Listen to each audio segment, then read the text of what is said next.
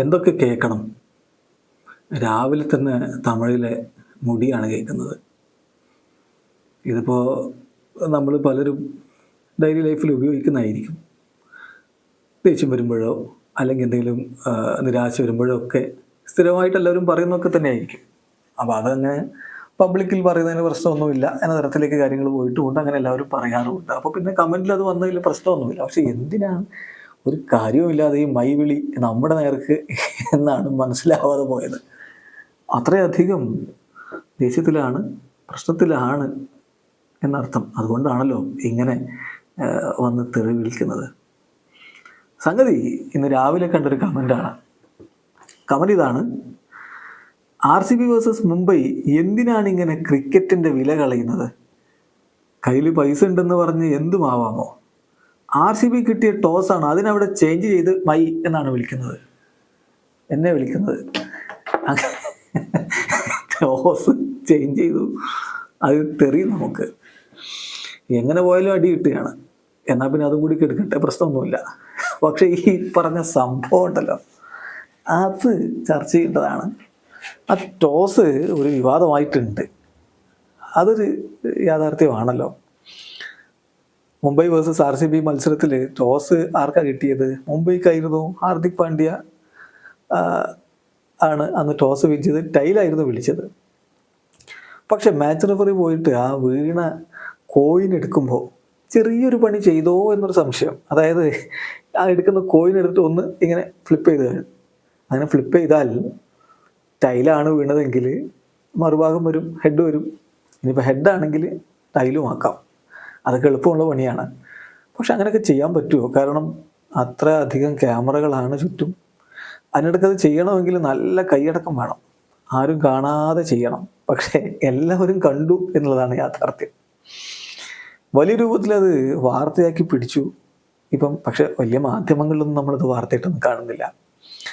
കാരണം അത്ര വലിയ ഇഷ്യൂ ആയിട്ട് ആരും കൊണ്ടുവരുന്ന കണ്ടില്ല. പക്ഷേ ഈ എക്സിലൊക്കെ അത് വലിയ രൂപത്തിൽ ട്രെൻഡിങ് ഒക്കെ ആയിട്ട് വന്നിരുന്നു. ടോസ് റിഗ് ചെയ്തു നേരത്തിൽ. പക്ഷെ അതിനും തെറിയൊക്കെ നമുക്കാണ്. ടോസ് റിഗ് ചെയ്താലും തെറി നമുക്കാണ്. എന്തു പറഞ്ഞാലും നിങ്ങൾ RCB കിട്ട് കൊട്ടുന്നത് എന്തിനാണ്? RCB തോറ്റു എന്ന് പറയുന്നത് എന്തിനാണ്? RCB തോറ്റാൽ പിന്നെ ജയിച്ചു എന്ന് പറയാൻ പറ്റില്ല എന്നുള്ളതാണ് അതിൻ്റെ സിമ്പിൾ ലോജിക്ക്. RCB 10ാം സ്ഥാനം. ഇപ്പോൾ DC ജയിച്ചതിൻ്റെ വീഡിയോ ചെയ്യുമ്പോഴും എന്തിനാണ് RCB പറയുന്നത്? അതങ്ങനെയല്ലെന്നേ. DC ജയിച്ചത് വലിയ മാറ്റങ്ങൾ പോയിന്റ് പട്ടികയിൽ ഉണ്ടാക്കിയെന്നല്ലേ നമ്മൾ പറയുന്നത്. 10ാം സ്ഥാനത്തേക്കായിപ്പോയി. DC ഒക്കെ അടിവാരത്ത് നിന്ന് കയറി മുകളിലേക്കൊന്ന് ഒരു സ്റ്റെപ്പ് വെച്ചു. RCB അടിവാരത്തേക്ക് ഇറങ്ങുകയാണ് ചെയ്തത്. അതുകൊണ്ട് പിന്നെ അത് പറയാതെ പോകാൻ പറ്റില്ലല്ലോ പോയിന്റ് പട്ടിക പറയുമ്പോൾ. പക്ഷെ അതിനും ഈ തമിഴിലെ മുടി എന്തിനു വിളിക്കുന്നു എന്നുള്ളതാണ് സംശയം. എന്തിനാണ് ഈ മുടിയൊക്കെ എന്ത് പിഴച്ചു? എന്നാൽ നമ്മൾ പറഞ്ഞു വന്ന കാര്യത്തിലേക്ക് തന്നെ വരാം. ആ ടോസ് ഫ്ലിപ്പ് ചെയ്ത് കളഞ്ഞെങ്കിൽ അതൊരു വലിയ പ്രശ്നം തന്നെയാണ്. കാരണം വാങ്കഡയിലാണ് കളി.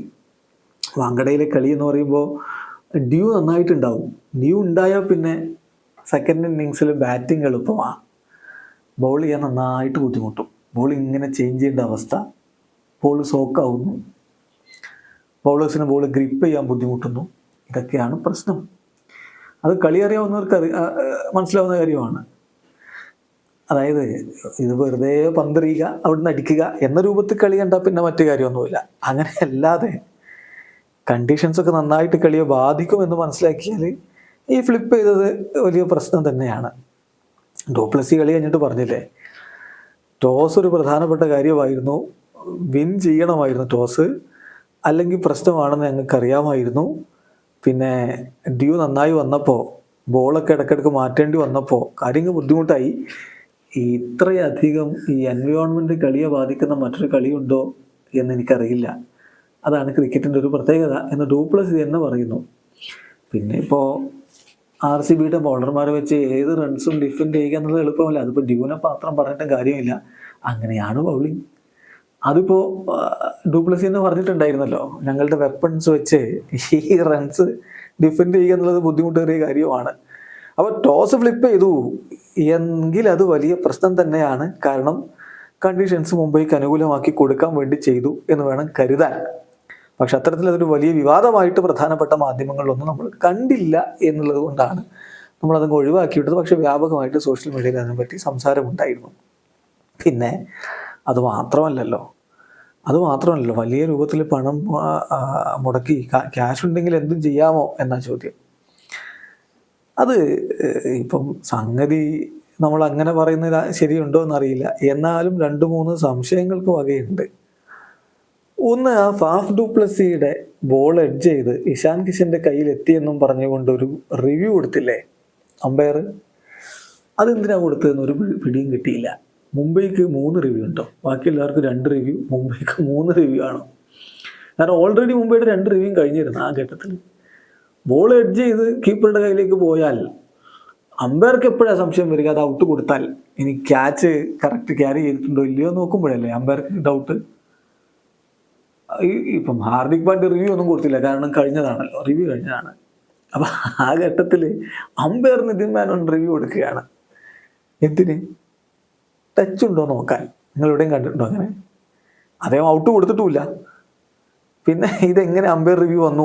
സഞ്ജയ് മഞ്ചരേക്കറൊക്കെ അത് കമൻട്രി ബോക്സിൽ ഇരുന്ന് പറയുകയും ചെയ്തു എന്താണ് ഇത് സംഭവിച്ചത്. അപ്പോൾ ഒരു അഡീഷണൽ റിവ്യൂ മുംബൈ കൊടുത്ത പോലെയാണ് കാര്യം. കഴിഞ്ഞില്ല. DK ബാറ്റ് ചെയ്യുമ്പോൾ കണ്ടില്ല ഒരു നോ ബോള്, ബേസ്റ്റ് ഹൈറ്റിൽ വന്നിട്ടുള്ള നോ ബോള്. അത് DK ഇമ്മീഡിയറ്റ്ലി റിവ്യൂ കൊടുത്തു ആകാശ് മധുവാളിൻ്റെ പന്തിൽ. അത് റിവ്യൂ കൊടുക്കുമ്പോൾ നോ ബോൾ വിളിക്കുന്ന എല്ലാവരും ഉറപ്പിക്കുകയാണ് റിവ്യൂ കാണും. പക്ഷേ നോ ബോളല്ല പോലും. കോഹ്ലി വരെ ഡഗൗട്ടിലിരുന്ന് ആകെ അസ്വസ്ഥനായിട്ട് അതിനോട് പ്രതികരിക്കുന്നത് കണ്ടു. എന്താണ് ഇത് ഗല്ലി ക്രിക്കറ്റ് ആണെന്നൊക്കെ ചോദിക്കുന്നുണ്ട് ഓരോരുത്തർ.